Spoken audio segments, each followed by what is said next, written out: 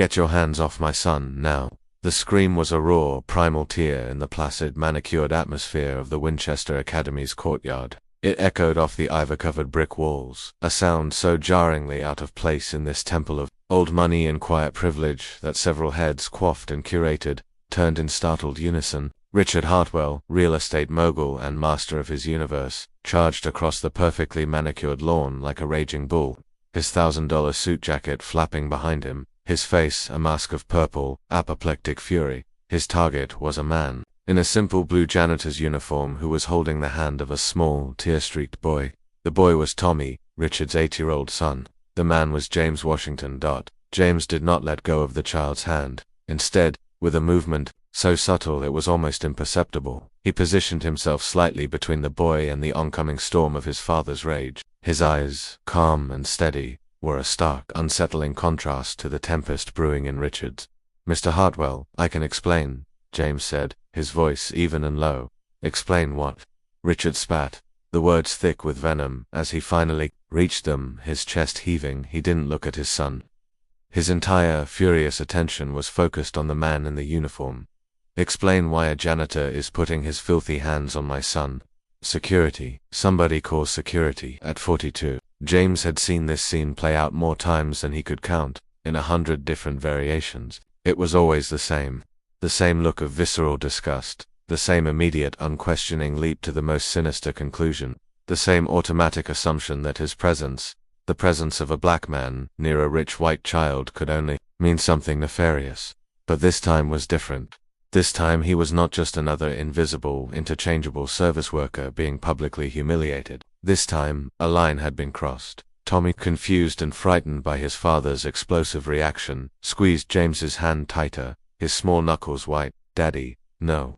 Mr. James was helping me. I fell and—" "Shut up, Tommy," Richard growled, finally turning his attention to his son and yanking him away from James with a violence that made the boy cry out.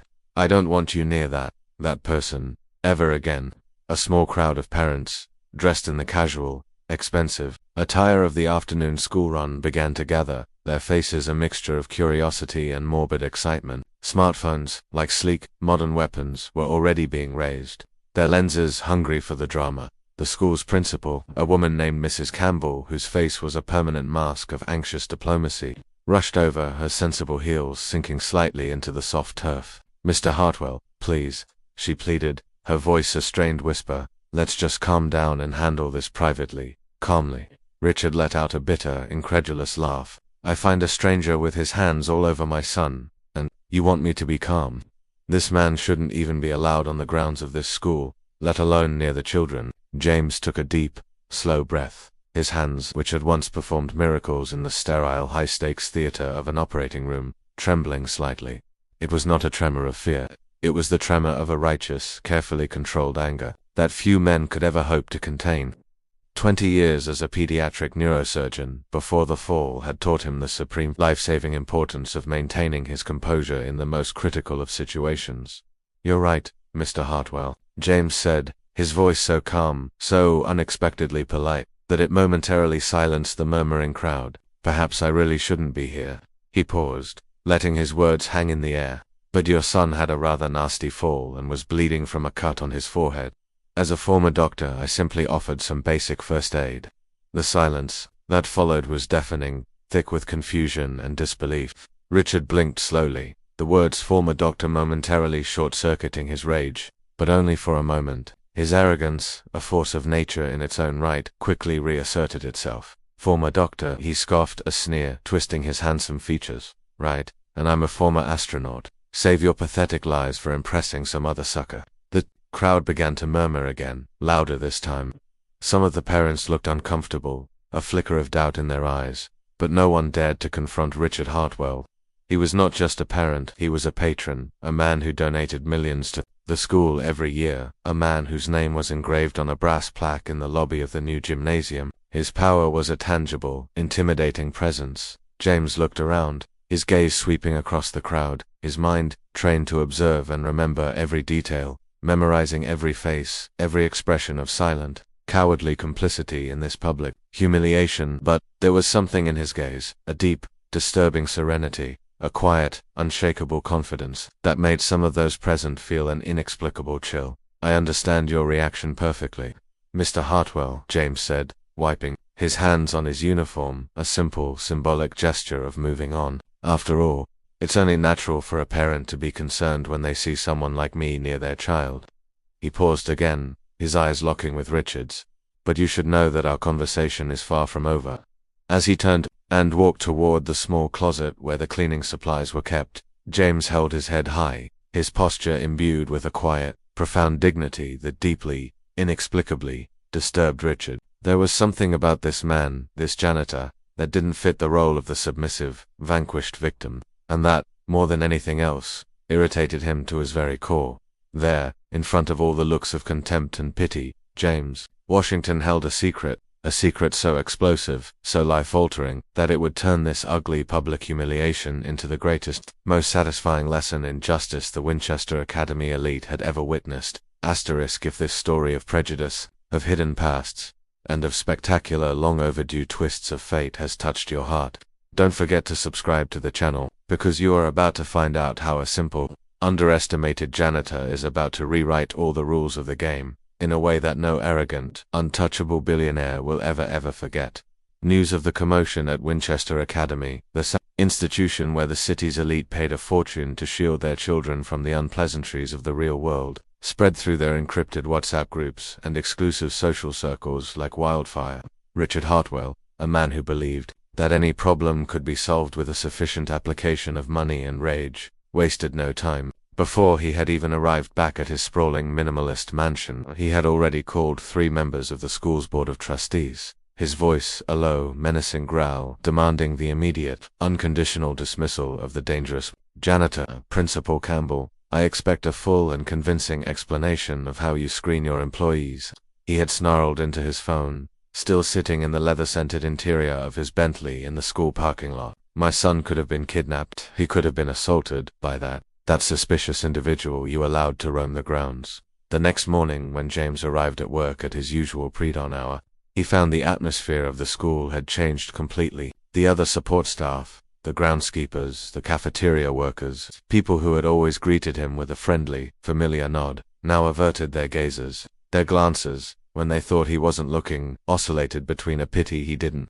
want and a suspicion he didn't deserve. He was no longer James, the quiet, reliable janitor. He was a problem, a contamination. His supervisor, a nervous, perpetually flustered man named Mr. Martinez, was waiting for him in the storeroom, holding a clipboard like a shield. "James, we need to talk," he began, his eyes fixed on a point somewhere over James's left shoulder. "We've received some concerns about your behavior with the students." "Concerns?" James asked calmly, his hands continuing to organize the cleaning supplies on the metal shelves with a surgical, almost obsessive precision.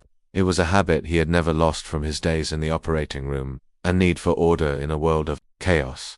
"Several parents have called," Martinez stammered, clearly uncomfortable, questioning whether it's appropriate for employees to have close, physical contact with the children. He finally risked a glance at James, his expression pleading. "Look, James, I know you meant well, but perhaps it would be best if you focused on administrative duties for the time being, stripping the floors in the old gym, inventory, that sort of thing, away from the main student areas." James nodded silently.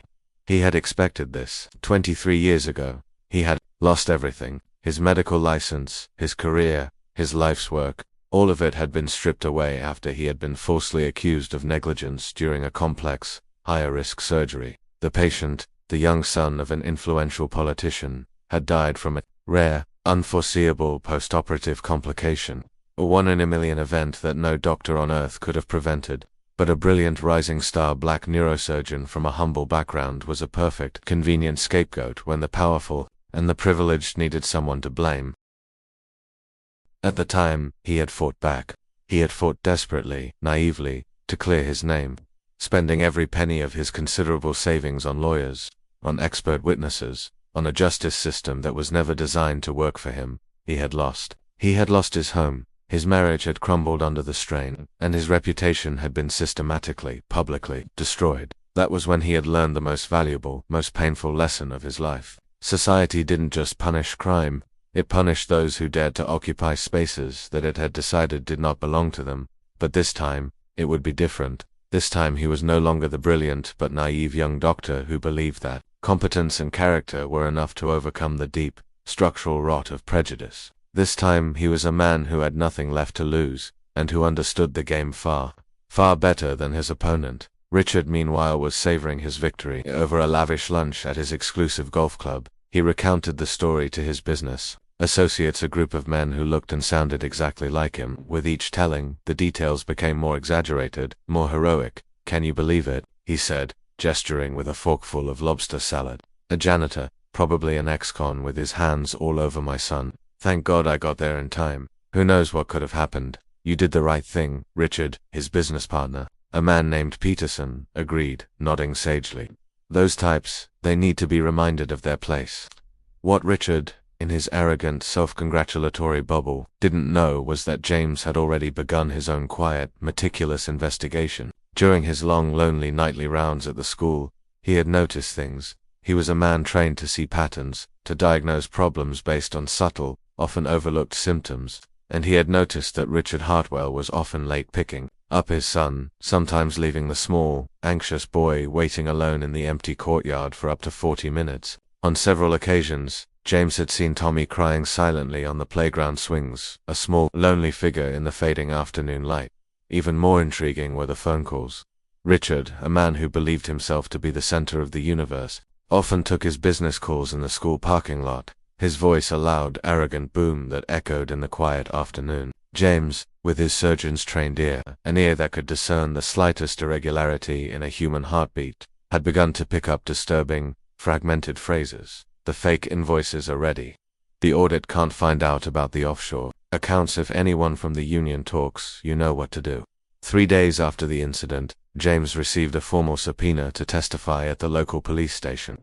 Richard, not content with having him professionally exiled, had filed a police report alleging suspicious and inappropriate behavior with a minor. James's photograph, a grainy, unflattering shot taken from a school's security camera, had been leaked to the neighborhood watch groups, accompanied by thinly veiled warnings about a potential predator in the area. At the police station, the chief, a man named Santos who was clearly embarrassed by the whole situation, conducted a perfunctory, routine interrogation. "Mr. Washington, you understand that we have to investigate any and all allegations involving children, don't you?"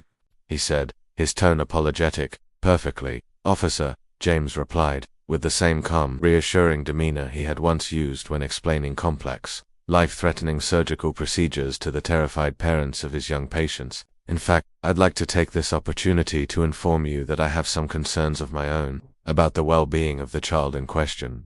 The officer raised his eyebrows. "What do you mean?" James pulled a small, worn leather notebook from his pocket, another habit he had never abandoned from his medical days. "Tommy Hartwell has, over the past several months, shown consistent signs of emotional neglect and possible psychological abuse," he began, his voice a calm, clinical recitation of facts.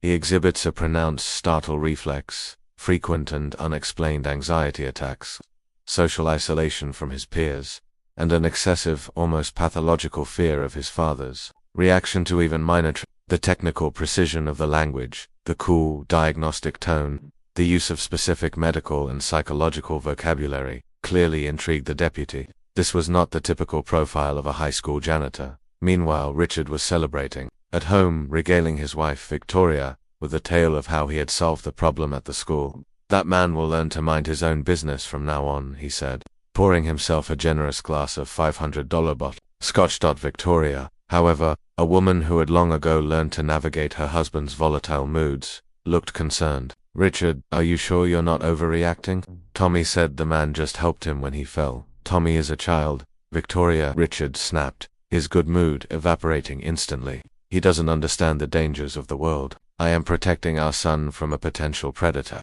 What neither of them knew, what no one could have known, was that James, ever since the first time Richard had publicly berated his son in the school courtyard weeks ago, had discreetly installed a simple recording app on his phone. 23 years of injustice had taught him that in a world where his word was automatically valued less than that of a man like Richard Hartwell, documented, irrefutable evidence was his only true defense, and the recordings he now possessed The recordings of Richard's loud, arrogant, and deeply incriminating conversations in the public space of the school parking lot would soon reveal much more than just prejudiced, abusive behavior. They would expose a web of financial crimes so vast, so audacious, that they could send the untouchable, arrogant billionaire straight to a place where his money and his influence meant absolutely nothing, a federal prison. Each new humiliation, each condescending glance, each act of casual cruelty, only served to strengthen the cold, hard resolve that was growing inside him. It was a silent, unbending force, fueled by the very injustice they sought to impose. What those privileged, powerful people didn't know was that every act of contempt was just another line in the story of their own downfall. And James Washington, the invisible man, the quiet janitor, was carefully, meticulously, documenting every single word of that sentence. 2 weeks after the police report had been filed, 2 weeks of being treated like a pariah in the place where he worked, 2 weeks of enduring the suspicious stares and whispered conversations, James Washington was making his nightly rounds at the Winchester Academy. The school was silent, a ghost of its daytime self, the long polished hallways echoing with the soft squeak of his rubber-soled shoes. It was in this quiet, solitary world that he did his best thinking. His phone vibrated in his pocket. He pulled it out expecting a message from his landlord or a notification from the public library. But the number on the screen was one he hadn't seen in over 2 decades, a number he had thought was long since lost to the wreckage of his former life. The message was brief, urgent. Dr. Washington, this is Dr. Patricia Neese. I need to speak with you. Urgently. I saw the news. Patricia Patisse, she had been his resident when he was still a celebrated surgeon at Central Hospital, a bright, fiercely intelligent young doctor, who had been one of the few people to stand by him, to publicly, vocally, defend his innocence when the political and legal machinery had been mobilized to destroy him. Now, he knew, she was Dr. Patricia Neese, one of the most respected pediatric neurosurgeons in the country, the chief of surgery at one of the largest and most prestigious hospitals on the West Coast. They met the next day at a discreet, out-of-the-way coffee shop in the city center, a place far from the prying eyes of the Winchester Academy elite. Patricia, now a confident, elegant woman in a dark blazer, could barely contain her indignation. James, when I saw your name in the local headlines, associated with a story about a suspicious janitor and inappropriate behavior, I almost threw my phone against the wall, she said, her voice a low, furious hum. This Richard Hartwell, this monster, he has no idea who he's messing with. Patty, you know how these things work, James replied calmly, stirring his black coffee, his hand as steady as it had ever been holding a scalpel. The narrative has already been created. Former black doctor lost his way, now a suspicious janitor. It's a story people are comfortable with. It fits their preconceived notions. Not if you don't let it, she said firmly, her eyes flashing with a familiar, righteous fire. She slid a thick manila folder across the table toward him. I made some calls, I pulled some strings. I got copies of your original medical records, your letters of recommendation from your professors at Harvard, testimonials from the parents of the patients you saved. Everything that was conveniently lost or buried during your trial.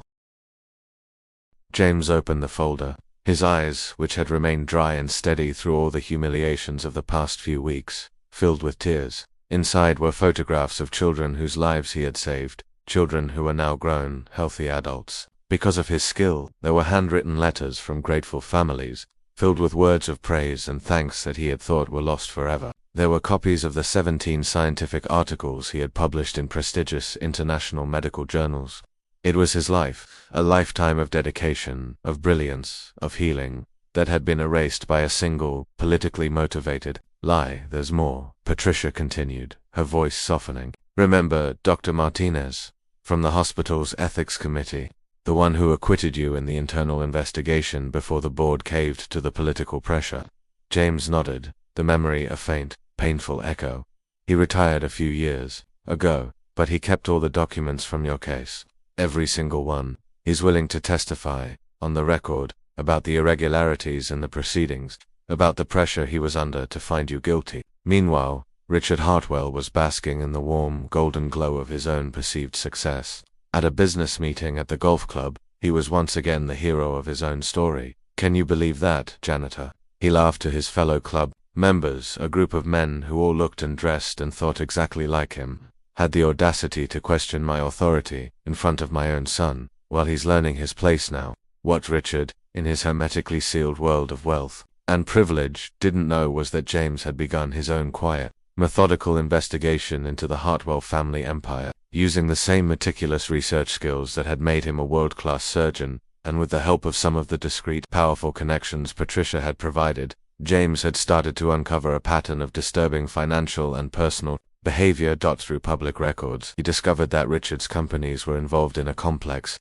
labyrinthine network of shell corporations and offshore accounts, a classic setup for tax evasion and money laundering. Even more shocking, he found that Tommy Hartwell had been hospitalized 3 times in the last year for what were described in the records as domestic accidents: a broken arm from falling off a swing, a concussion from slipping in the bathtub, a series of bruised ribs from a rough housing accident with his father. It was a pattern that any doctor, any social worker, any police officer should have recognized as deeply, profoundly suspicious. During his nightly rounds, James continued his systematic documentation of Richard's behavior. With the small high-fidelity digital recorder hidden in the pocket of his uniform, he captured every incriminating phone call the billionaire made in the public space of the school parking lot. He recorded every disrespectful, condescending comment Richard directed at the school's employees. He documented every moment of casual, cruel neglect toward his own son.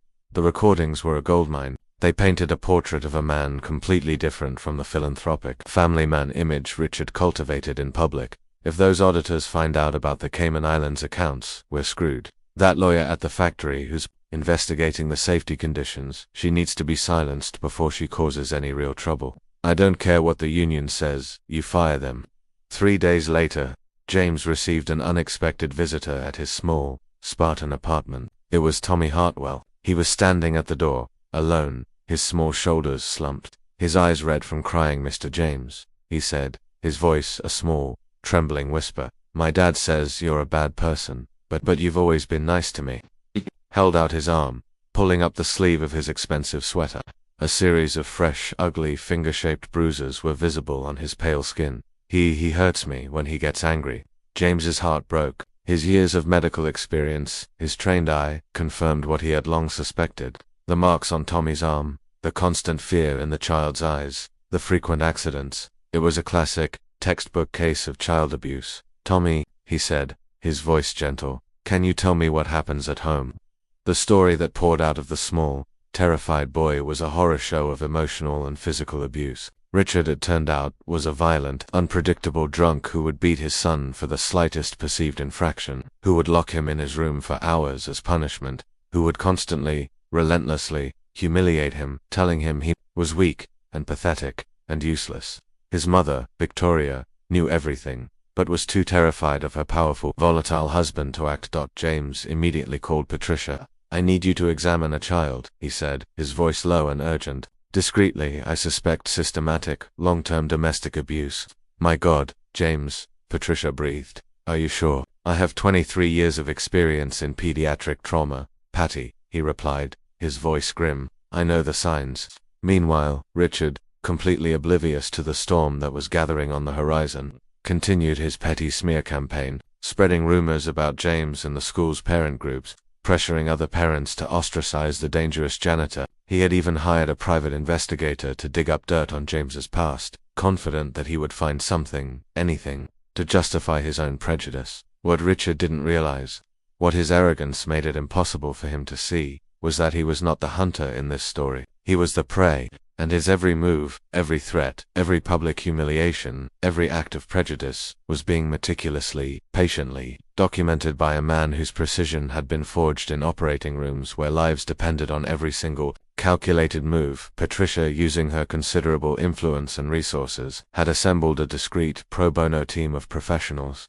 A child psychologist, a team of top-tier civil rights lawyers, and Michael Torres, a Pulitzer Prize-winning investigative journalist who had made a career out of exposing corporate corruption. They were all volunteers, a small army of experts united by their shared outrage at the injustice James was suffering.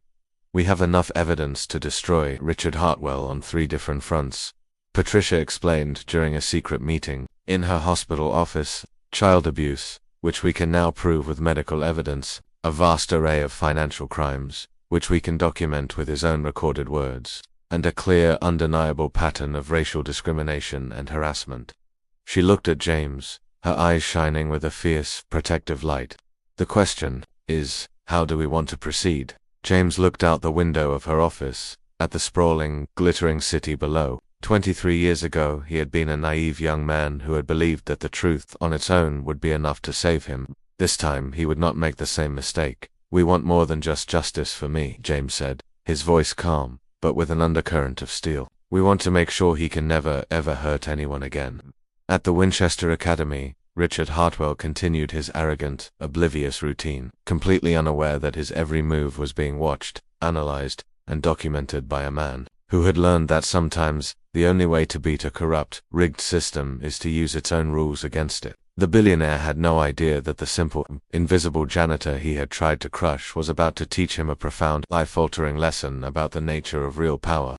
The power of a man who has nothing left to lose, but everything to prove. Winchester Academy had never seen a press conference like it in its 150-year history of educating the children of the ruling class. The school had hosted presidents, foreign dignitaries, and captains of industry, but it had never hosted anything like this. 20-4 hours earlier, James Washington had been a janitor under investigation, a whispered cautionary tale among the school's elite. Now, he was sitting at an elegant, long table set up in the center of the school's grand auditorium, a place usually reserved for graduation ceremonies and orchestral performances. He was flanked by Dr. Patricia Nees, her presence alone a powerful statement of credibility, and Michael Torres, the investigative journalist whose byline was enough to make corporate executives break out in a cold sweat. In front of them, on the table, was a stack of documents so thick it looked like the manuscript for a new encyclopedia of corporate crime. Richard Hartwell arrived at the school parking lot at exactly 9 a.m., as usual, talking loudly into his phone about his minor problem with a troublesome employee. His arrogance evaporated the second he saw the sea of television cameras and reporters gathered at the main entrance. "Mr. Hartwell," a reporter shouted, shoving a microphone in his face. "Is it true that your company, Hartwell Holdings, has evaded more than $15 million in federal taxes over the last 3 years?"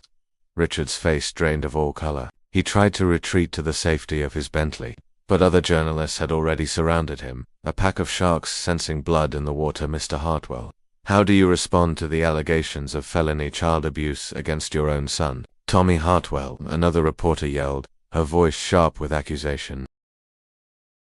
Inside the auditorium, James watched the scene unfold on a large monitor, his face as calm and as impassive as it had been when he was operating on a complex brain tumor. Patricia stood beside him, holding a large manila folder. Inside were the X-rays she had discreetly taken of Tommy's arm, his ribs, his skull. Irrefutable, damning evidence of multiple fractures, in various stages of healing. "Phase 1, complete," James murmured, more to himself than to anyone else. "The world now knows who Richard Hartwell really is." But the true genius of the plan, the surgeon's precision of it, was only just beginning to reveal itself. As Richard stammered out a series of flustered, unconvincing denials to the reporters, his phone rang. It was his chief accountant, his voice a high-pitched squeal of pure panic. "Richard, the IRS is here. They're in the office. They have a federal warrant. They have recordings." "Richard, recordings of you talking about the Cayman Islands accounts. How in God's name did they get those?" Richard felt his legs go weak. The recordings, those loud, arrogant, self-important conversations he had been so sure were private, conducted in the open air of the school parking lot. And then, a terrible, sickening memory surfaced. The janitor, the quiet, invisible janitor, always cleaning, nearby, always within earshot, when he had been making his most compromising, most incriminating calls. "That son of a," Richard whispered, the realization hitting him with the force of a physical punch to the stomach. Michael Torres, the investigative journalist, now approached him, a grim, satisfied smile on his face. "Mr. Hartwell," he said, holding up a small, silver flash drive, "I have on this device 47 separate audio recordings of you discussing, in great detail, tax evasion, the bribery of auditors, and the intimidation of witnesses. Would you care to comment?" James's strategy had been devastatingly simple, and absolutely, unequivocally legal. For months he had recorded Richard Hartwell speaking on the phone, in a public space, the school parking lot. As a former doctor, a man who had been destroyed by the legal system, he knew the laws regarding privacy and the admissibility of evidence inside and out. Every single recording had been obtained within the strict, established limits of the law. "This is a setup," Richard shouted, sweat pouring down his forehead, his expensive suit suddenly feeling like a straitjacket. "You can't use those recordings. It's illegal." "Actually, we can," said a calm, authoritative voice. It was the lead civil rights lawyer Patricia had brought onto the team. She had appeared, as if from nowhere, at Richard's side. "Conversations that take place in public spaces, such as a school parking lot, have no reasonable expectation of privacy. And considering that your own words reveal ongoing criminal activity, as well as clear and present danger to the welfare of a minor, it is not only our right, but our moral and legal duty to expose them." At that exact moment, Victoria Hartwell arrived, with Tommy in tow.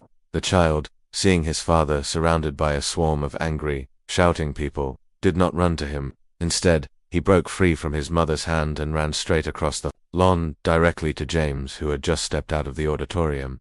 "Mr. James," Tommy cried, throwing his arms around the legs of the man who had finally, blessedly, freed him from his domestic hell. Dr. Patricia said, "I don't have to be afraid anymore." The cameras captured everything. The image was devastatingly powerful, a perfect, visual encapsulation of the entire story. The child's natural, trusting affection for the suspicious janitor versus the visceral, palpable fear he showed in the presence of his own billionaire father. Victoria, her face streaked with tears, her voice trembling but resolute, approached the reporters.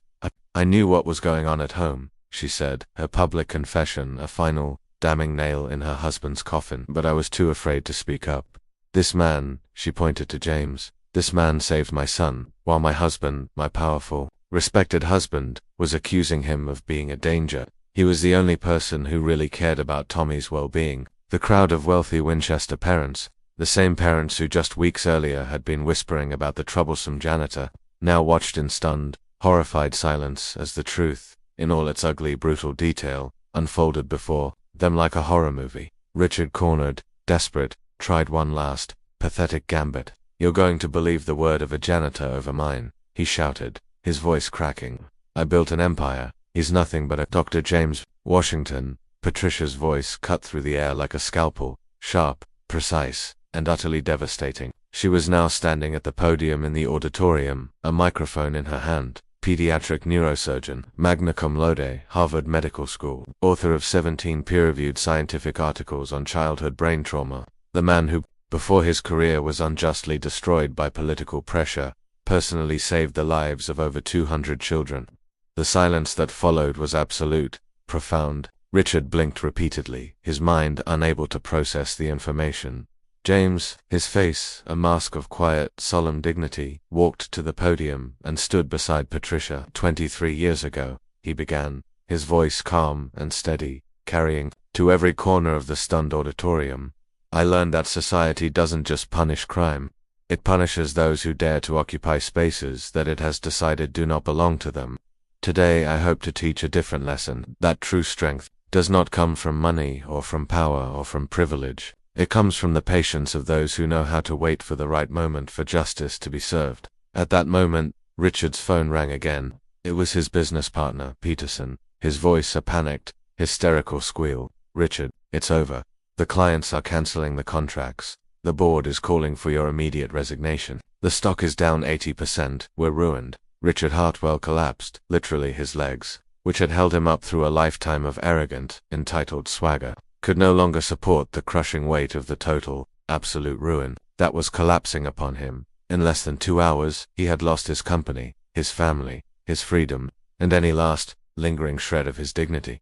James crouched down beside the whimpering, broken man on the ground, his voice a low, private whisper that only Richard could hear. "Next time you judge a man by the color of his skin, or by the uniform he wears," he said, his voice devoid of triumph, filled only with a deep, weary sadness, "remember that sometimes, the janitor is the smartest, most dangerous man in the room." As Richard was taken away, first in an ambulance for his panic attack, and later, in a police car for his crimes, James remained in the school courtyard, holding Tommy's hand, surrounded by the flashing lights of the news cameras.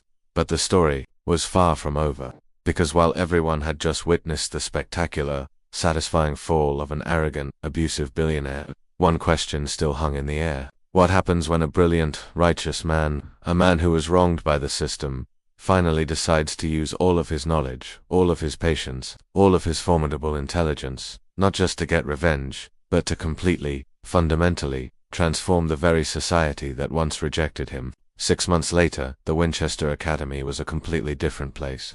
The Hartwell scandal had become a national case study, a story taught in law schools and business ethics classes as a perfect textbook example of how systematic, institutional, prejudice could be legally, brilliantly, dismantled by its own victims. James Washington no longer pushed a cleaning cart through the hallowed, silent hallways. He now occupied the large, sun-drenched corner office that had once belonged to Principal Campbell, who had been unceremoniously fired after the investigation revealed that she had ignored multiple credible reports of Richard's abusive behavior toward his son and other staff members over the years. The new, polished brass plaque on his door read, Dr. James Washington, Director of Child Protection and Academic Development. The irony was a source of deep, quiet satisfaction for James. The man who had been deemed too dangerous to be near the children was now in charge of the well-being and safety of every single student at the most prestigious, most powerful school in the city. Richard Hartwell, on the other hand, had discovered that gravity, both financial and moral, is a very real, very unforgiving force. His company had gone completely, spectacularly bankrupt. His former clients and business partners fled from him as if he were carrying a contagious disease. His bank accounts remained frozen by the IRS, and his sprawling, minimalist mansion had been auctioned off to pay a fraction of his massive debts. Worst of all, he was serving a 5 to 7-year sentence in a medium-security federal prison for tax evasion, wire fraud, and felony child abuse. In prison, Richard discovered a new, bitter reality. Inside those concrete walls, it didn't matter how many zeros you once had in your bank account. His arrogance, his prejudice, his history as a man who abused children, made him a perfect, irresistible target for the other inmates. Ironic, isn't it? Patricia remarked during a visit to James's new office, a wide, appreciative smile on her face. He spent his entire life judging people by the color of their skin and their social status. Now he's learning that in prison, those distinctions mean absolutely nothing. Tommy, finally free from the domestic terror that had defined his young life, was blossoming. He was a different child, a happy, confident, and remarkably resilient boy who excelled in his classes and had a wide circle of friends. Victoria, his mother, had divorced Richard before the trial was even over, and in doing so, had rediscovered a strength and an independence she had thought was long lost.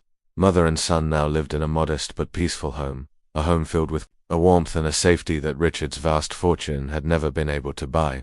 The most touching transformation, for James, was seeing Tommy run down the school hallways, his face alight with pure, unadulterated joy, shouting, "Dr. James, Dr. James," every time he saw his hero. The child who had once lived in a state of constant, debilitating terror now radiated a confidence that was a joy to behold.